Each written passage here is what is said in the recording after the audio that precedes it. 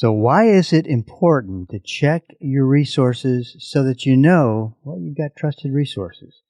Today we're going to take a look. Stay tuned for Prudent Money.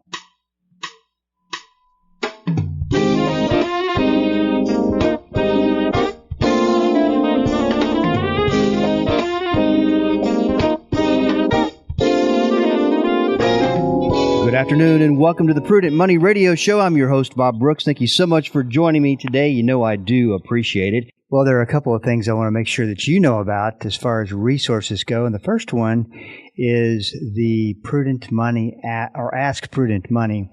And that is a link on the front page of the website, prudentmoney.com, at the top of the page.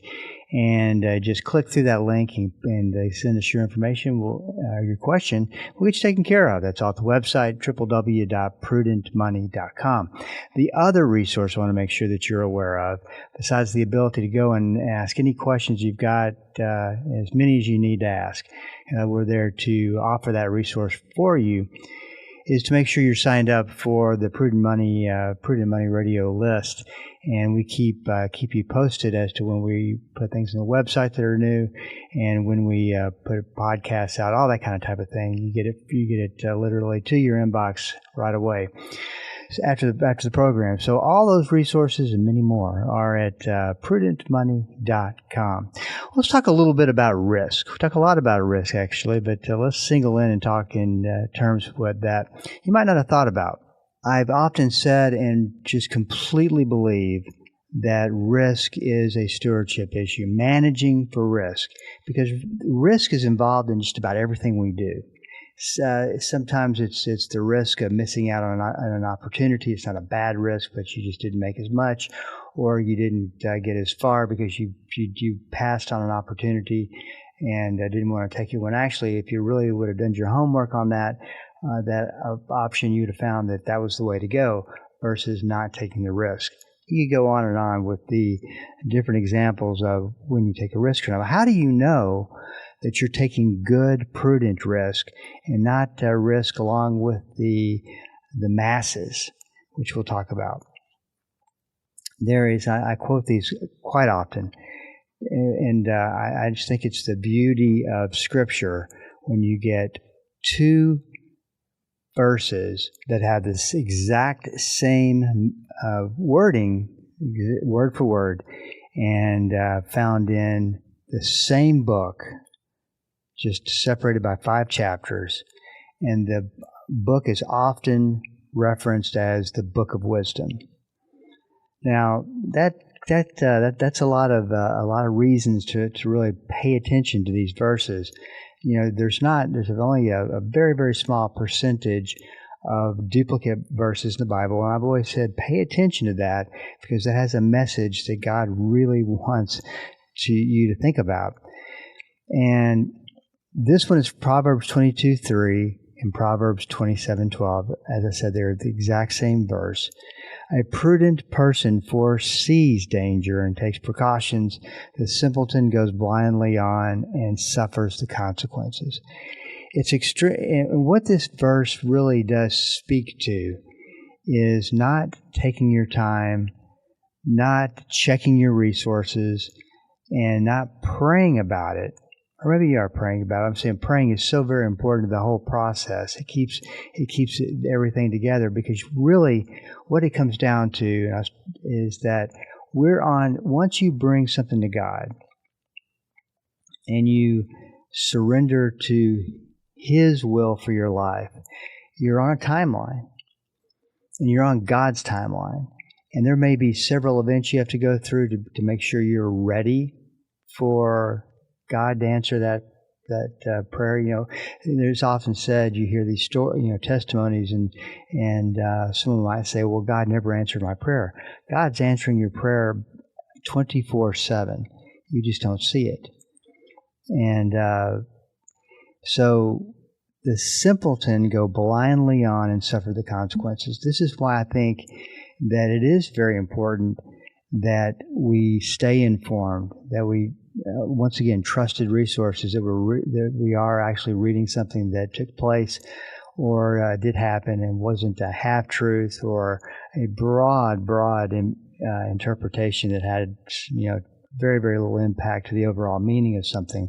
Most of the time, we talk about these verses as with investments, and it does work perfectly when you read the verse and how it applies, I think, to investing, about foreseeing danger and taking precautions. Well, this is the same thing when it comes down to decision making, and really investing is nothing more than decision making anyway. But it comes down to how can I be a better decision maker. And when it comes down to that application towards stewardship, how can I be a better decision maker when it comes to what God has blessed me with?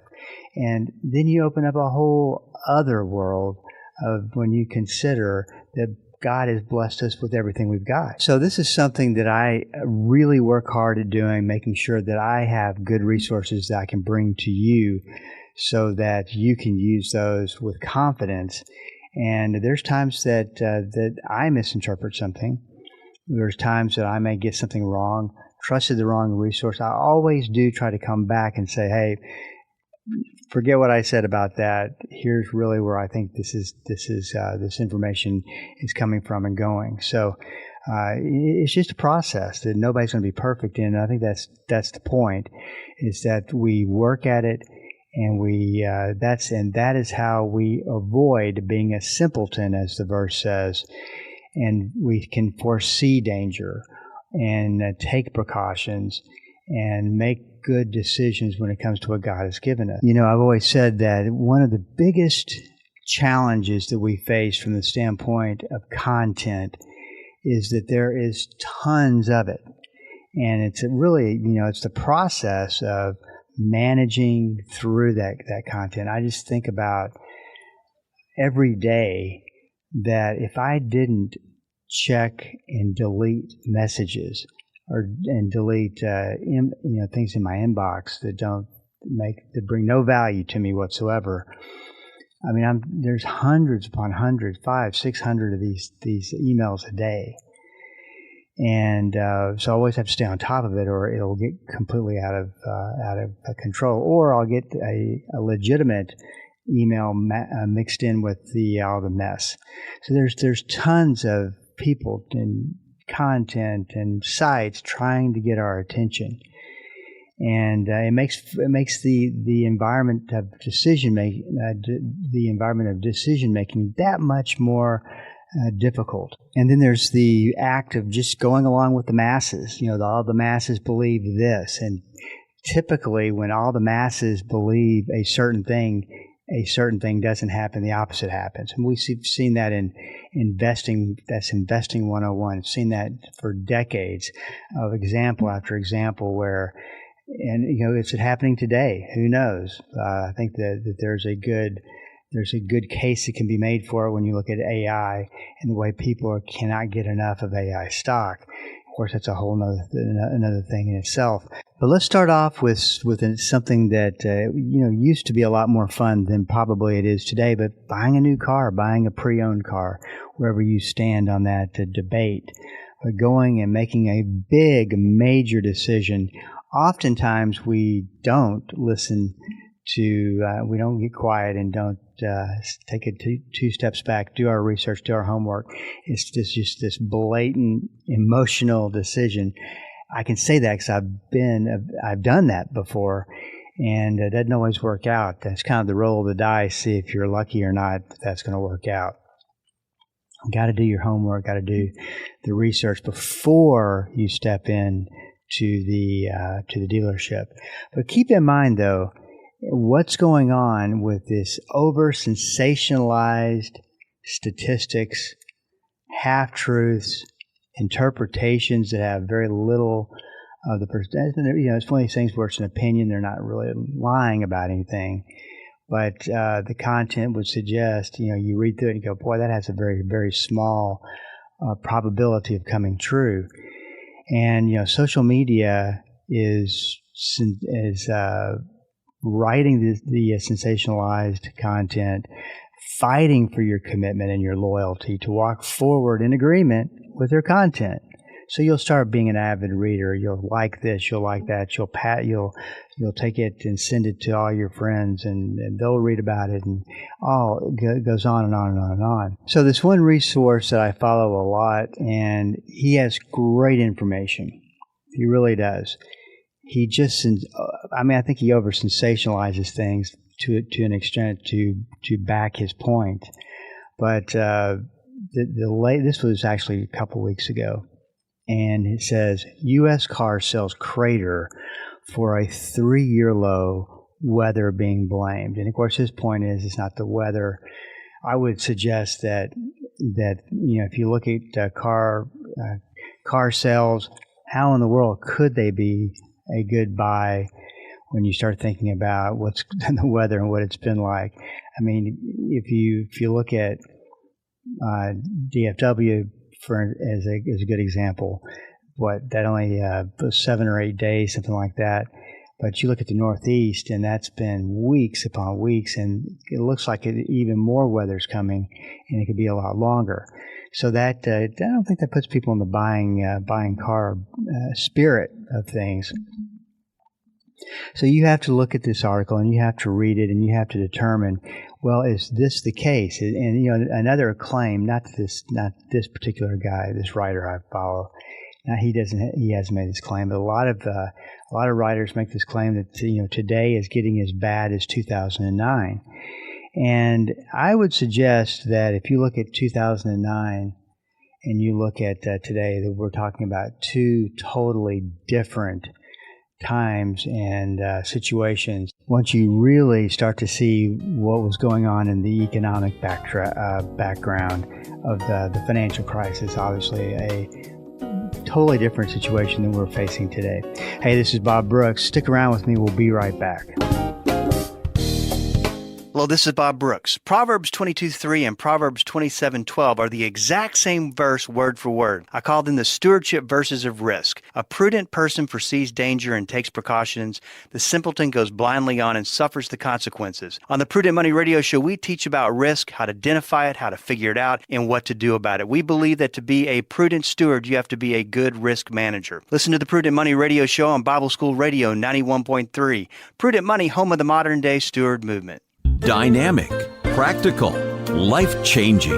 There's no point in going to church and not letting the Christ who gave birth to the church on the day of Pentecost change your life. Join us each day as Pastor Paul Shepherd applies the timeless truth of Scripture to everyday life. It's Destined for Victory on this great station. Weekday afternoons at 3:30 here on Bible School Radio, KDKR. This is Rob Randall, your host and teacher of the Invisible War radio program. The Invisible War is the study of God's Word on how to walk in Christ's victory in the spiritual battles we face against the powers of darkness. Join me every Sunday morning at 9 right here on KDKR and KYJC in Commerce, your station for life. Welcome back. This is Bob Brooks, and you are listening to the Prudent Money Radio Show. Thank you so much for joining me today. You know I do appreciate it. If you got a question for me, please go to the website, www.prudentmoney.com. Go to the top of the page. It says Ask Prudent Money. Click through that link. Send in your question. We'll get you taken care of. Very easy. A lot of people who do that and take advantage of that resource, and that is there for you. It's your resource. We're just answering the questions the best we know how. So just go to prudentmoney.com. And not only do you have the Q&A to sign up and ask a question, you can also stay informed by signing up for the Prudent Money e-letter list. And that's where we keep you posted on what we put on the site and when new material comes out. So that's all at the website, a lot of resources there. And just go check it out and let us know what you think. That's at prudentmoney.com. So we were talking about the impact of content that is created for social media and the different opinions, the different over-sensationalized information of things that are happening that are not quite like they're happening in the way that are supposed to happen, like this particular writer said so in his or her article.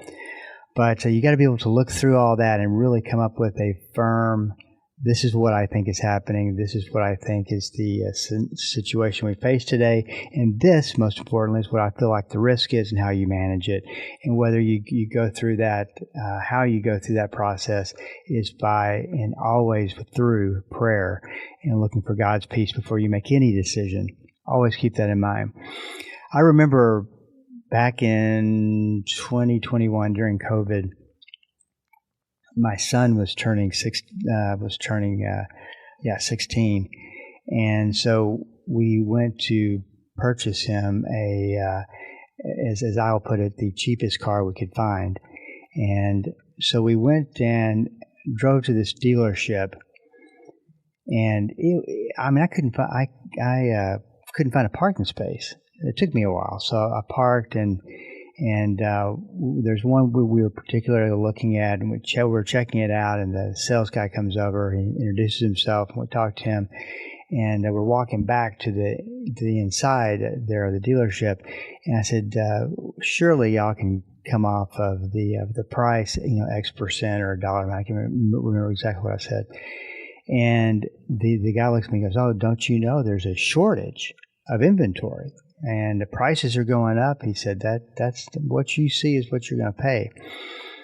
And I stopped for a second. I said, that is really interesting, because I would think, just simple deduction, if you were to count the cars on your lot and compare them to other time periods, you could come up with the conclusion that inventory is up or inventory is down. And I would suggest that what you're talking about, that you've run these numbers and you're seeing a situation where inventory is really down, when I couldn't even get a parking spot. There's so many cars in this lot. He said, "Well, I'm telling you," said, "that's just the way it is." It's a convenient story. Anyway, but it was, it did obviously get worse. But it was interesting, and this is a good example of why you've got to pay attention, because so many people just took the blanket social media story that car prices are up, they're way up, there's low inventory, and you're just going to pay more for it, or you're going to have to wait, or you may miss out on a good deal altogether because prices are going to be a lot higher. And they just kind of bought into that, when really what was happening, and I call this the stages of car pricing. And this is just something that I came up with. Just to give you an example of what I think what has happened and could happen going forward. I actually think it's happening today as well.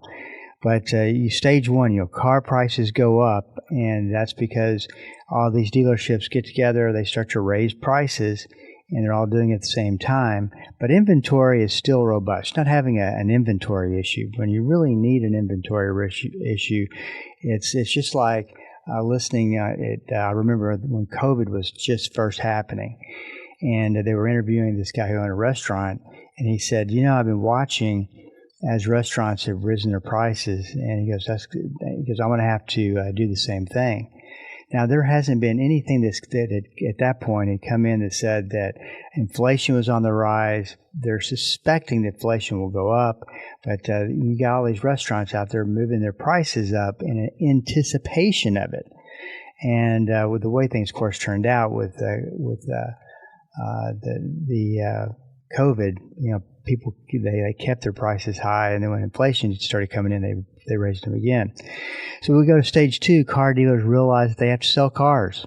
It is simple math. They split the high costs with the consumer, which is now convinced that this is the real thing. So the consumer in stage one, maybe they back off because they're still seeing inventory. They're not seeing much action. They're still seeing prices go up, and so they're not doing anything. So now the stage two says, well, they're backing off a little bit. The dealership's backing off a little bit, and they're starting to the process is starting to loosen up, and they're starting to sell prices. Then you go to stage three. Inventory is a problem along with pricing, so you get pricing stays up as long as it can. Then you get to stage four. prices start to come down again. It just is this fluctuation of supply and demand, which is all ties into inflation. Hope that makes sense.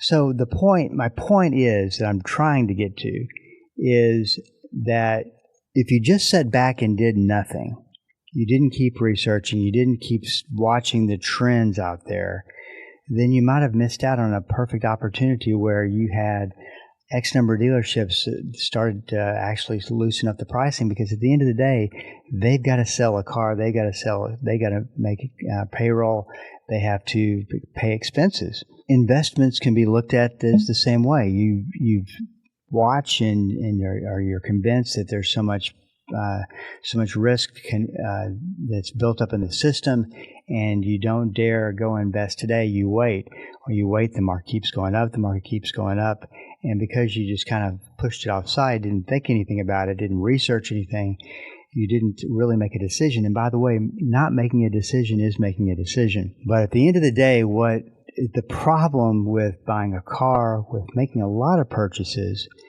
is that, as they say, it's the word of the day, which is affordability. Things are not affordable, and of course, the big reason why they're not affordable is you look at and say it's all the fault of interest rates. Interest rates go up, and they're not being brought down. Of course, that's a whole other topic and story and opinions and everything else, which we've covered a lot on the program. But that's the problem. It's not affordable. So one of the things you want to do is find out some ways that you might be, and especially if you take some of these tips and put them together, how it could make a dramatic difference in what you end up paying for a car. One of the reasons that if you haven't done so, please take the time and do it. You can go listen to a podcast or listen to it over the air or while you're in your car. But the Special Car Corner edition of Prudent Money, and that is a program that is every Friday. And Tony Joe comes into the studio. We do a 30-minute program together about automobile affordability. How about that?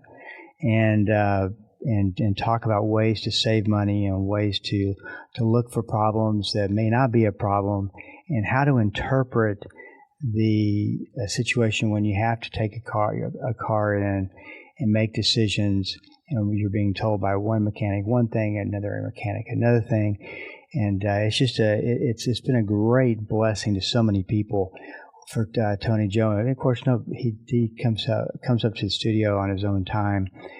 And I think a lot of people benefit from it. I know that I have just learned so much through the years of listening to him answer questions and talk about these subjects. So anyway, I say all that to say that's what we do, and that's why we do the show on Friday with Tony Joe. So make sure you can check that out. But here's a couple of tips as I round out the program. First of all, I think one of the most important things to do is to get your financing done before you go to the dealership. Already know that you can afford a particular note, a particular interest rate, get it locked in, because I promise you the chances of the dealership giving you a better deal right off the bat are not that great. And plus, it can give you a little bit of a negotiating tool by being pre-qualified. So that's a very, very important step. And you're also doing it before you start getting into the emotional process of buying a car. The way things are today, you have access to cars all over the country. You literally can call about a car in one state and a car in another state. And if you like it enough, if you've seen enough videos on it, if you've done your homework, done your research on the car and everything that goes with that, you might say, well, this is definitely one I want to keep in mind, but I want to go ahead and get it checked out. You get it checked out and find out that it's reasonable things wrong with it, because it will have things wrong with it.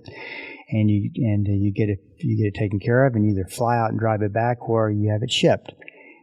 People do that all the time, and it can be if you do your homework and go through the proper process, it can be a good situation.